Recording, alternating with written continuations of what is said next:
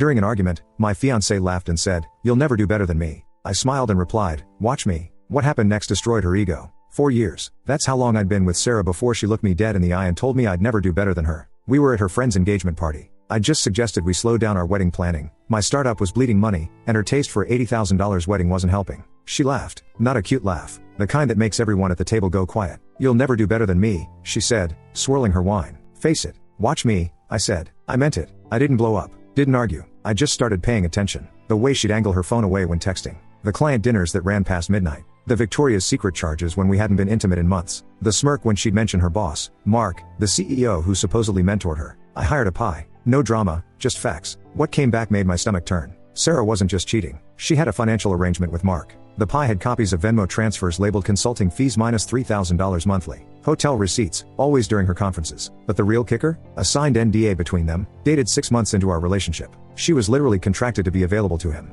The pie also grabbed something interesting. Emails between them discussing stock movements before quarterly reports. That's a federal crime, but I'll get to that. I spent 2 months building my case. Screenshots, bank records, even a voice recording where she bragged to her sister about keeping Mark satisfied while planning our wedding with the idiot's money. The company's annual gala was in 3 weeks. Black tie, 500 guests, including investors and her entire family who'd flown in to see their golden child receive the Rising Star Award. I had a friend who worked AV for the venue. Cost me $500 to get 10 minutes alone with the system. The night arrived. Sarah was radiant in a dress that cost more than most people's rent. She didn't even notice me in the back, wearing a waiter's uniform I'd borrowed. Her parents were front row, filming everything. Mark took the stage to present her award. The room applauded. Sarah glowed. That's when I walked up. "Sorry to interrupt," I said into the mic. "I'm Sarah's fiancé. Former fiancé, actually." Sarah's smile froze. Mark stepped back. I wanted to congratulate Sarah on her achievements. She's worked very hard. I clicked the remote in my pocket. The screens lit up. Venmo transfers, hotel receipts, the NDA, highlighted in yellow. Then the audio played, her voice, clear as day, laughing about me financing her lifestyle while she kept the boss happy. The room exploded. Phones came out. Sarah's mother fainted.